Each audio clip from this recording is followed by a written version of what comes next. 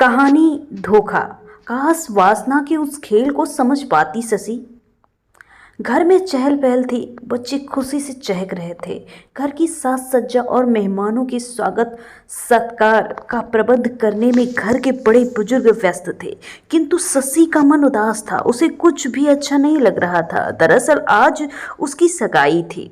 घर की महिलाएं बार बार उसे साज श्रृंगार के लिए कह रही थी, लेकिन वो चुपचाप खिड़की के बाहर देख रही थी।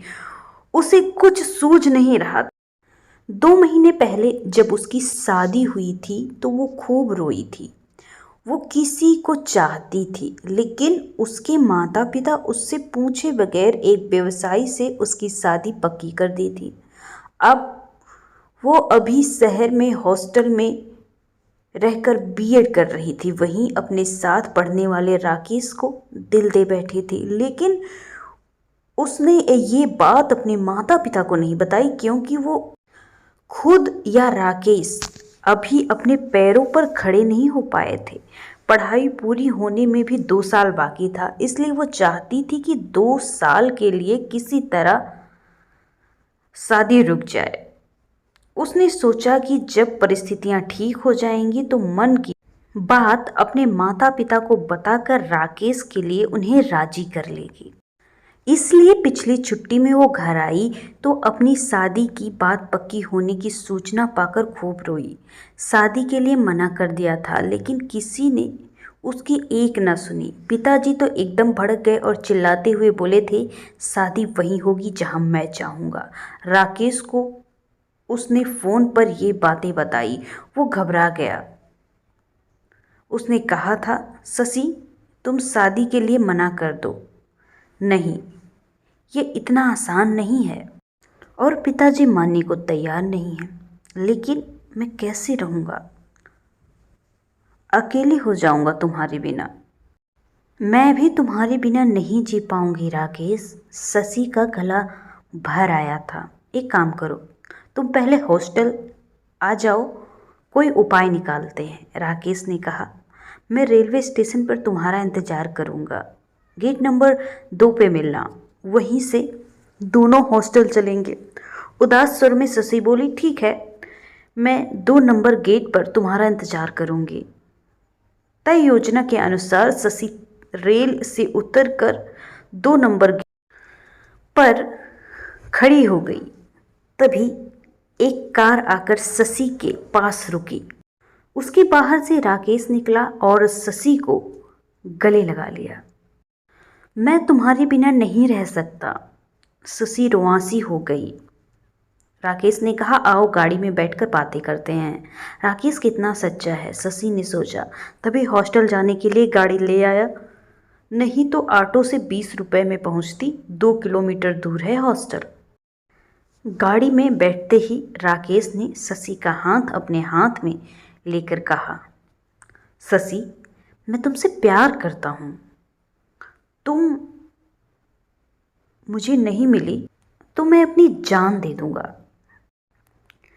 कार सड़क पर दौड़ने लगी। शशि बोली, नहीं राकेश, ऐसा नहीं करना। मैं तुम्हारी हूँ और हमेशा तुम्हारी ही रहूँगी। इसके लिए मैंने एक उपाय सोचा है। राकेश ने कहा, क्या? हम लोग शादी कर लेते हैं और अपनी नई जिंदगी की शुरुआत करते हैं। शशि आश्चर्यचकित होकर बोली, ये क्या कह रहे हो? तुम्हारा दिमाग तो ठीक है ना? तुम्हें मुझ पर विश्वास नहीं? तभी उसने ड्राइवर को कार रोकने को कहा।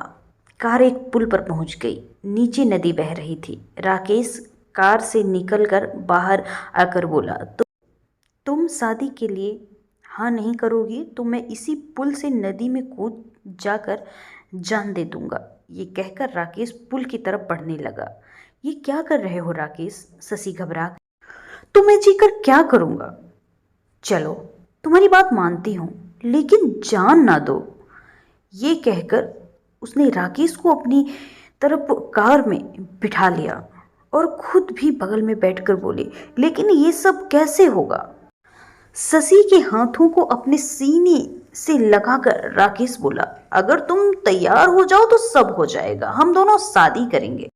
तुम चिंता मत करो, मैं सब संभाल लूंगा।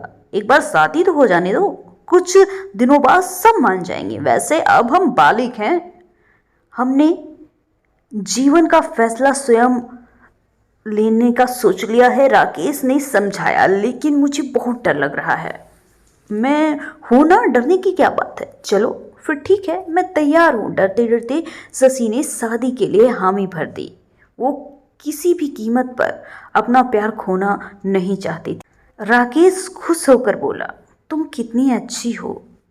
थोड़ी देर बाद कार एक होटल के गेट पर रुकी। राकेश बोला, डरो नहीं, सब ठीक हो जाएगा। हम लोग आज ही शादी कर लेंगे, लेकिन किसी को बताना नहीं। शादी के बाद कुछ दिन हम लोग हॉस्टल में ही रहेंगे। 15 दिनों बाद मैं तुम्हें अपने घर ले चलूँगा। मेरी माँ अपनी बहू को देखना चाहती हैं, वो बहुत खुश होंगी। तो क्या तुमने अपनी मम्मी पापा को सब कुछ बता दिया है? नहीं, सिर्फ मम्मी को, क्योंकि मम्मी को गठिया है, ज़्यादा चल फिर नहीं सकती, इसलिए वे जल्दी बहू घर लाना चाहती हैं। किंतु पापा नहीं चाहते कि मेरी शादी हो। वो चाहते हैं कि पहले मैं पढ़ लिख कर अपने पैरों पर खड़ा हो जाऊं, लेकिन वे भी मान जाएंगे। फिर हम दोनों की सारी मुश्किलें हल हो जाएंगी। राकेश बोला, सच तुम बहुत अच्छे हो। तो मेरी प्यारी महबूबा, तुम हॉस्टल में आराम करो। और हाँ, इस बैग में तुम्हारी ज़रूरत की सारी चीज़ें हैं। तुम रात 8 बजे तक तैयार हो जाना। फिर हम दोनों मंदिर के पास चलेंगे, वहाँ शादी करेंगे, फिर होटल में आ जाएंगे और हमारी ज़िंदगी का सबसे खुशी का दिन होगा। कुछ प्रबंध करने राकेश बाहर चला गया। शशि उधेड़बुन में थी। उसके कुछ समझ में नहीं आ रहा था। अपने माता पिता को धोखा देने की बात सोचकर उसे बुरा लग रहा था, लेकिन राकेश जिद पर अड़ा था और वो राकेश को खोना नहीं चाहते थे। कब रात के 8 बज गए पता ही नहीं चला। तभी राकेश आकर बोला, अरे अभी तक तैयार नहीं हुई? समय कम है, तैयार हो जाओ। मैं भी तैयार हो रहा हूँ। लेकिन राकेश, सब ठीक हो नहीं हो रहा है। शशि ने कहा, यदि ऐसा है तो चलो तुम्हें हॉस्टल पहुंचा देता हूं, किंतु मुझे हमेशा के लिए भूल जाना। मैं इस दुनिया से दूर चला जाऊंगा। जहां प्यार नहीं, वहां जीकर क्या करना? राकेश उदास होकर बोला, तुम बहुत जिद्दी हो राकेश। डरती हूँ कहीं कुछ बुरा ना हो जाए, लेकिन मैं किसी कीमत पर अपना प्यार पाना चाहता हूँ। नहीं तो बस राकेश, और कुछ मत कहो। 1 घंटे में तैयार होकर दोनों पास के मंदिर पहुंच गए। वहां राकेश के कुछ दोस्त पहले से मौजूद थे। राकेश मंदिर के पुजारी से बोला, पंडित जी, हमारी शादी जल्द ही करा दीजिए। जल्द ही शादी की प्रक्रिया पूरी हो गई। शशि और राकेश एक दूसरे के हो गए। शशि को अपनी बाहों में लेकर राकेश बोला, चलो अब हम होटल चलते हैं। आज की रात वहीं बितानी है। दोनों होटल आ गए, लेकिन ये दूसरा होटल था। शशि को घबराहट हो रही थी। राकेश बोला, चिंता ना करो, अब सब ठीक हो जाएगा। आज की रात हम दोनों की खास रात है ना। शशि मन ही मन डर रही थी, किंतु राकेश को रोक न सकी। फिर उसे भी अच्छा लगने लगा था। दोनों एक दूसरे में समा गए। करीब 2 घंटे बीत गए, पता ही नहीं चला। थक गई ना, चलो पानी पी लो और सो जाओ। पानी का गिलास शशि की तरफ बढ़ाते हुए राकेश बोला। शशि ने पानी पी लिया। जल्द ही उसे नींद आने लगी। वो सो गई। सुबह जब शशि की नींद खुली तो वो हक्का बक्का रह गई। उसके शरीर पर एक भी वस्त्र नहीं था।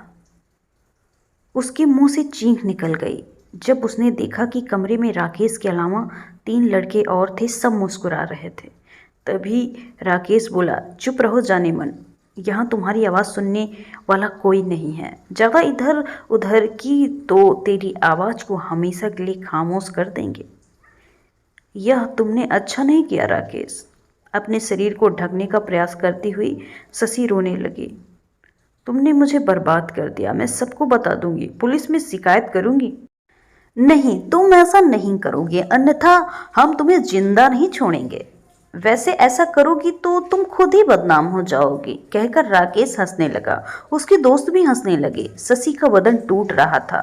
उसके शरीर पर जगह जगह नोचने खसोटने के निशान थे। वो समझ गई कि रात में पानी में नशीला पदार्थ मिलाकर पिलाया गया था। राकेश ने उसके बेहोश हो जाने पर उन सब ने न जाने क्या क्या किया। शशि का रो रो कर बुरा हाल हो गया। राकेश बोला, अब तुम चुप हो जाओ, जो हो गया उसे भूल जाओ, इसी में तेरी भलाई है और जल्दी से तैयार हो जा, तुझे हॉस्टल पहुंचा देता हूँ। और हाँ, किसी से कुछ कहना नहीं, वरना अंजाम अच्छा नहीं होगा। शशि को अपनी व अपने परिवार की खातिर चुप रहना पड़ा था। अरे, खिड़की के बाहर क्या देख रही थी? जल्दी तैयार हो जाओ, मेहमान आने वाले होंगे। तभी माँ ने उसे झकझोरा और पिछली यादों से वर्तमान में लौटी। वो प्यार नहीं, धोखा था।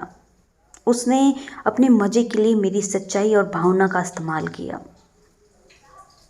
शशि ने मन ही मन सोचा। अपने आंसू पोंछते हुए शशि बाथरूम में घुस गई। उसे अपनी नासमझी पर गुस्सा आ रहा था। अपनी जिंदगी का फैसला उसने दूसरे को कैसे हक दिया कि वो ले, जो उसकी भलाई के लिए जिम्मेदार नहीं था। इसलिए ऐसा हुआ, लेकिन अब कभी वह ऐसी भूल नहीं करेगी। मुंह पर पानी की छींटे मारकर वो राकेश के दिए घाव के दर्द को हल्का करने की कोशिश करने लगी। मेहमान आ रहे हैं, अब उसे नई जिंदगी शुरू करनी है। हाँ, नई जिंदगी। वो जल्दी जल्दी सजने संवरने लगी। तो दोस्तों, इस कहानी से हमें यही सीख मिलती है कि कभी भी भागकर शादी नहीं करनी चाहिए।